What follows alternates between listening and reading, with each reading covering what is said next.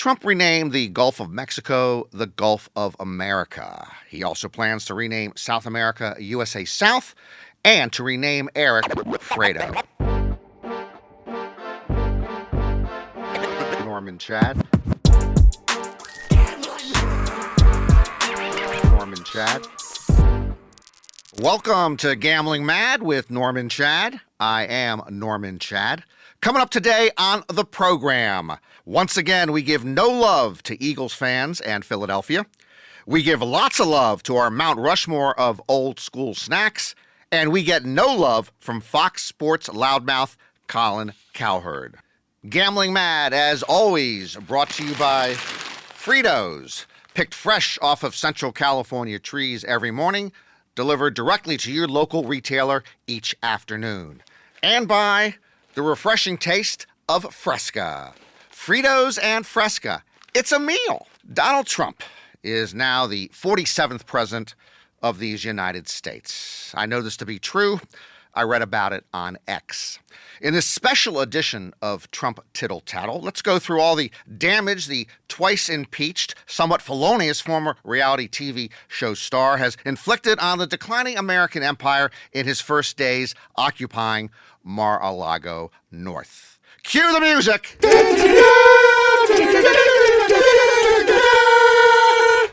Trump renamed the Gulf of Mexico the Gulf of America. He also plans to rename South America USA South and to rename Eric Fredo.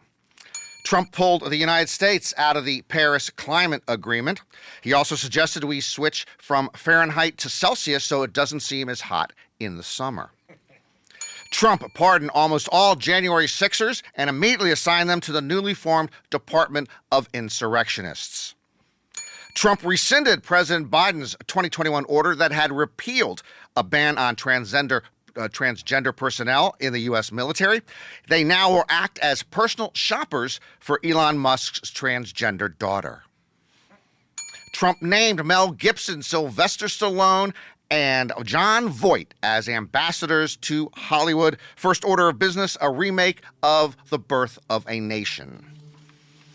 Trump ended birthright citizenship in the United States. This might inadvertently strip the U.S. citizenship of Second Lady Usha Vance, who reportedly told friends, "This could be my ticket out of this hellhole." Trump bought Melania a hat to prevent any other man from getting within 3 feet of her face. Trump withdrew the U.S. from the World Health Organization and instructed robot-like son-in-law Jared Kushner to make the largest purchase in world history of Flintstone chewable vitamins. Trump declared a national emergency on the U.S.-Mexico border, then ordered the Nachos Bel Grande combo from Taco Bell for lunch. Trump directed federal employees to come back to the office. The order does not affect Elon Musk, who will continue to work from the gates of hell. Prince of Temptation. Trump signed an edict to officially recognize only 2 sexes, himself and whomever he is trying to fuck.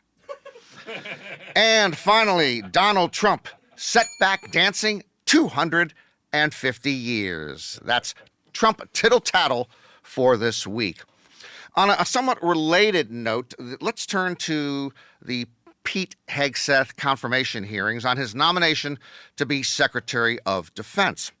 Oklahoma Senator Markwayne Mullin argued that even if Hegseth showed up to work drunk, as was alleged, we too here in the U.S. Senate sometimes have shown up drunk to work, so who are we to hold him accountable for those actions?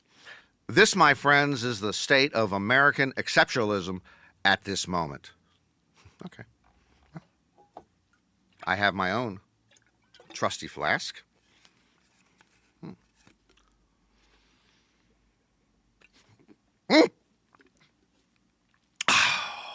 Oh, dang. That's some good stuff. It's now clear to me that Pete Hegseth or myself can oversee the military.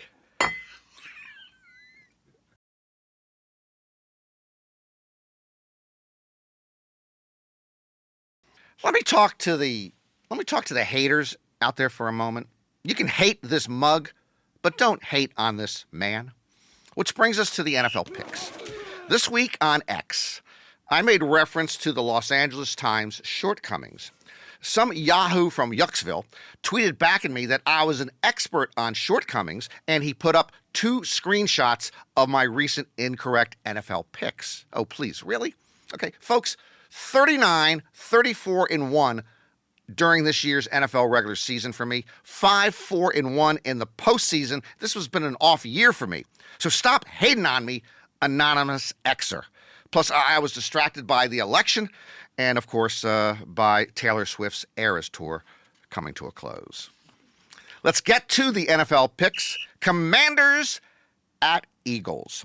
Washington is a feel-good story. First-year quarterback Jaden Daniels, first-year coach Dan Quinn, second-year owner Josh Harris. So the team rid itself of toxic tyrant Dan Snyder and now makes its first NFC championship in 34 years. Quinn, meanwhile, wants redemption for blowing a 28-3 third-quarter lead to the New England Patriots in Super Bowl 51 when he was coaching the Atlanta Falcons. Nobody has ever forgiven him for that. And Jaden Daniels, he's trying to become the first rookie quarterback to ever reach the Super Bowl. I hope it happens. Let's talk about the Eagles. They have grit. They have Saquon Barkley. Those are the positives. Let's talk about the negatives. To paraphrase W.C. Fields, I once spent a year in Philadelphia one weekend. Eagle fans are usually among the bottom 3 in the NFL, competing with Jets fans, Raiders fans, Patriots fans, just to be the most obnoxious crowd out there.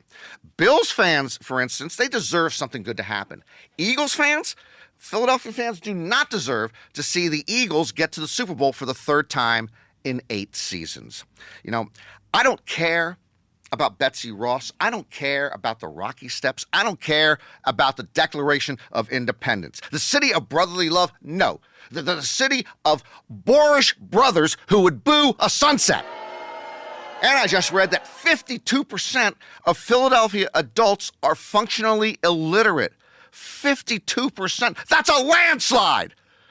I am going to take the Commanders in this one, plus 6 points against the Eagles. The Bills are playing at the Chiefs. Let's start with an amazing stat. The Chiefs did not score more than 30 points a game in any game this season. The Bills have scored 30 or more points in 13 of their 19 games. The Bills beat the Chiefs in Buffalo 2 months ago, 30-21, handing the Chiefs their only real loss of the season. That was then. This is now. Now and then, things change.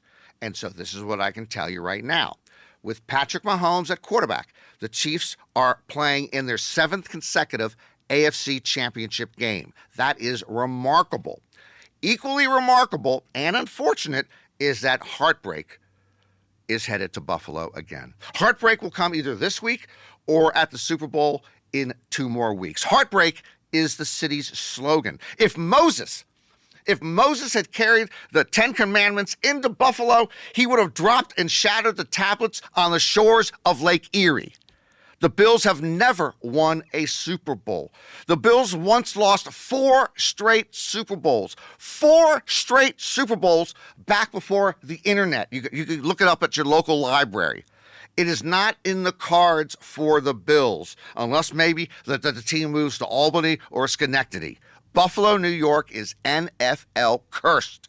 The city may as well suffer the heartbreak against Patrick Mahomes because it will be less painful than if it happens at Super Bowl 59. I'm going to take the Chiefs -2 in this one against the Bills. Here is the true story of a man turning a bad day into a good day in a very unexpected fashion. An Anne Arundel County, Maryland technician was driving on a Maryland highway when a vehicle cut him off, nearly causing an accident. He made a mental note of the other car's license plate number, perhaps to later report it. Instead, the man ended up at Doc's F&B Liquors in Glen Burnie later that day, and he decided to play the Maryland State Lottery. He bought 10 $1 tickets for the Pick 5 game, and on every ticket, he used the offending automobile's license plate number. The man went home and went to sleep. After waking up the next morning, he checked the lottery app on his phone for the winning numbers. and found out he was $500,000 richer. Thank you very much to Ed Silverstein from casino.org for this story. Okay, what have we learned here? I think we've learned a very important lesson. When we have a problem on the road, say someone cuts you off, we often do one of three things. We honk the horn long and hard, or we flip the bird to the other driver, or we try to catch up to the other car so we can cut them off. All of this, frankly, dumbass road rage that accomplishes nothing. What we should do is memorize the license plate of the other motorist, find the nearest lottery vendor, and play those numbers. What's the worst thing that can happen to you? You waste a few bucks, and the best thing? You win $500,000, and you're going to Sizzler. A couple of years back, Southwest switched its free snack option on flights. Instead of peanuts or pretzels, Southwest went entirely to graham crackers. Not just any graham crackers. They went with Remy's, the Dawn Perignon of graham crackers. Now, I didn't know this. This cinnamon graham cracker tastes amazing.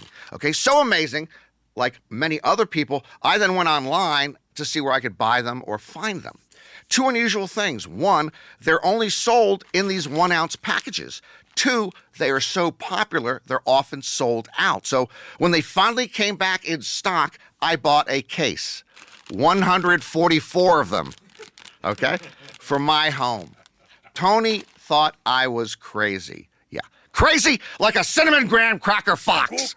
They are awesome, okay? We give them out to friends, but not too many because we don't want to run out of them. 144 will go down to 0 in a hurry, okay? They are wholesome in addition to being awesome ingredient-wise, but this matters not to me. I want great taste, not great health. Remy's apparently does both. By the way, right after I got addicted to them, Southwest made another snack change. They couldn't leave well enough alone. So Remy's now are not available on all flights. Sometimes Southwest now offers this. It's another sublimely delicious snack. It is Stellar Maui Monk mini pretzel braids. Okay, these babies have vegan butter braid with Maui onion-style seasoning and monk fruit. I have no idea what any of that stuff is, but what I do know is this. The good news is they are as tasty as Remy's graham crackers. The bad news is that the package is half a size. Aww. More shrinkflation. 1 ounce, half an ounce. We can't catch a break. Time for our Mount Rushmore of old school snacks. Nothing new age, nothing sun-baked, nothing guilt-free.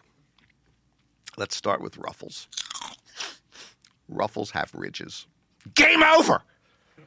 You don't think ridges are not critical to Ruffles' success? The guy who thought of those ridges currently lives in Monte Carlo with his wife, his girlfriend, his mistress, and 2 Siberian Huskies.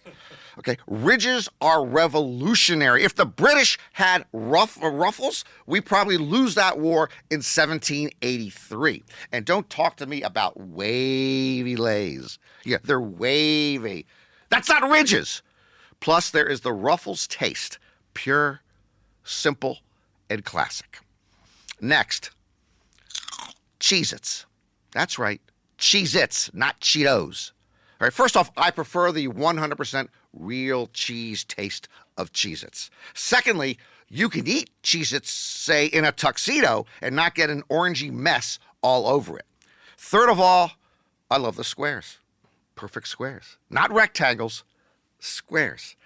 And fifth of all, I am talking about the original Cheez-Its. Not any of those couple of dozen other bizarre flavors that ultimate Frisbee goofballs and beach volleyballers probably eat.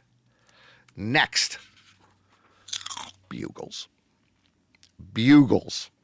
Good people, first let's talk about the fact that Bugles are shaped like bugles. This is next level brilliant. Would you eat a corn snack that's shaped like an accordion or a cello? No, but a bugle? But like a bugle? Sound the bells, sound the alarm, sound the bugles, which, by the way, I think is a song. Bugles taste like childhood. Bugles taste like pure innocence. There is no equivalent taste on the market. It is beyond distinctive. It is unique. No one has ever tried to duplicate or replicate Bugles. Can't be done. The key ingredient, degermed yellow cornmeal, and maybe a hint of monoglyceride. They don't tell you about. Shh. Finally, our last old school snack on the Mount Rushmore of old school snacks. Fritos! Who could see that coming?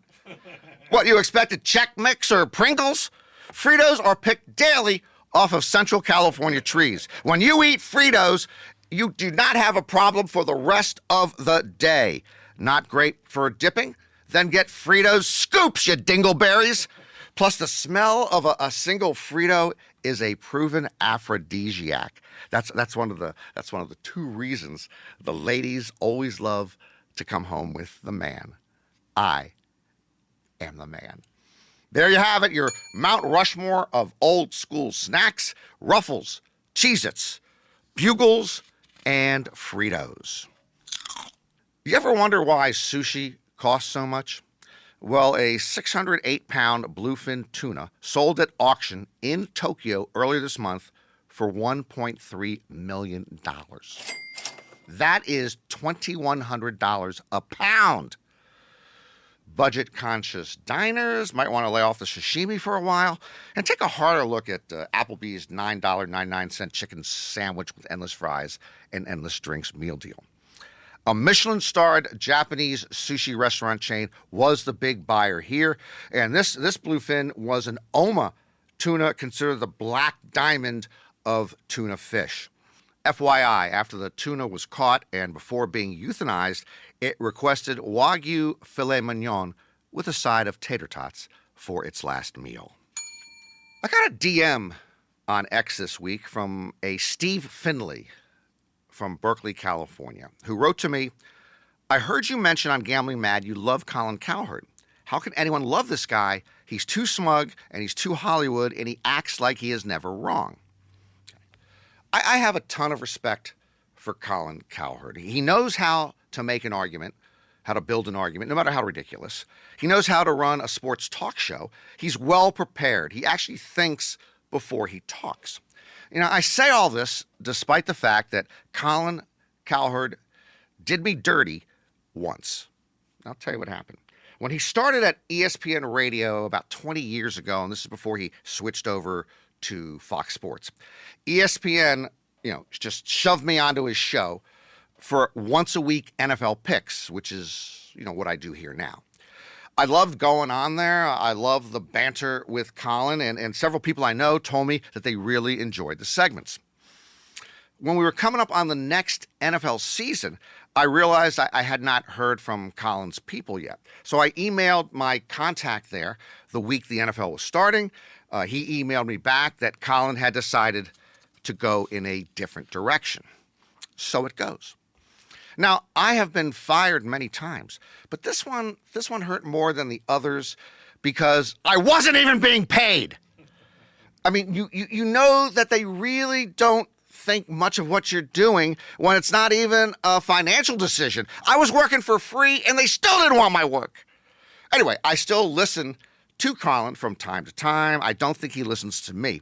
Colin now, by the way, has his own media company called The Volume, and they run a lot of different podcasts on there. So when I was starting this podcast, I tried to contact him, but I never heard back. It wouldn't even cost him a penny, and he still doesn't want to hear my voice. Before we wrap up, I'm going to say this one time and one time only. I don't want to see your feet on my next flight. I've got nothing against feet. They're probably my fourth or fifth favorite body part. But wanted to become standard to take off your shoes, take off your socks, and let those footsies fly near my face. The French philosopher Voltaire once said, "I should like to lie at your feet and die in your arms." Voltaire was an idiot. I don't care if it's first class or economy plus. I don't care if it's Swiss Air or Alaska Air. I don't want to see you barefoot in 17A when I'm in 17C. This ain't the beach or a steam bath or Thanksgiving dinner at Marjorie Taylor Greene's home. Heck, back in the day, my grandparents would dress up. Used to dress up when they took a flight. Now, everybody is stripping down. Well, two can play that game. The next time someone goes barefoot in my row, I am going bare-chested. I believe we'll be talking emergency landing. And that will do it for another edition of Gambling Mad with Norm and Chad. Hope to see you again next time. And remember, if you're gonna roll the dice, make sure they're loaded.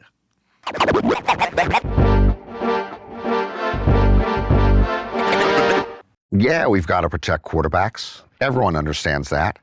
Quarterbacks are the face of the NFL, the bright lights on the marquee. So it makes sense from a business standpoint to keep them healthy. Earlier this century, the NFL had Tom Brady, Peyton Manning, Ben Roethlisberger, Drew Brees. What a group of Hall of Famers. Now the NFL has Patrick Mahomes, Josh Allen, Lamar Jackson, Joe Burrow, another group of Hall of Famers.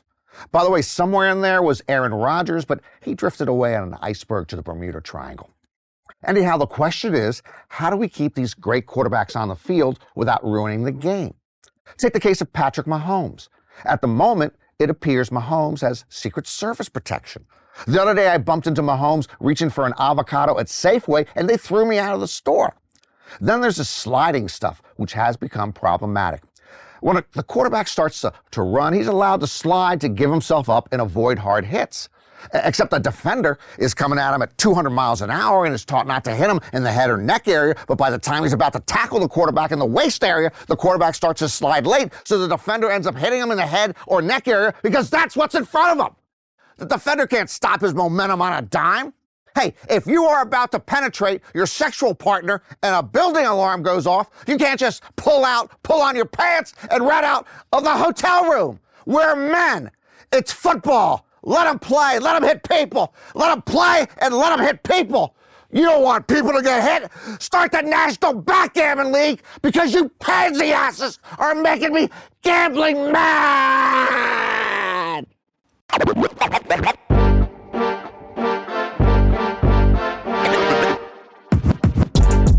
Gambling Mad with Norm Chad is written by Norm Chad and ghostwritten by Norm Chad. Executive producer John Scheinberg, Rick Barrio-Dill, and produced by Norm Chad and Rick Barrio-Dill. Associate producer is Bree Cooley. And on editing, Asher Friedman. Audio, video, engineering, and studio facilities provided by 360 Pod Studios Beverly Hills and Slap Studios LA. If you want to complain to Norm about anything, make sure to reach out at Gambling Mad Show anywhere you get your socials and at Gambling Mad with Norm Chad on YouTube. And if you really want to get at him, send a message to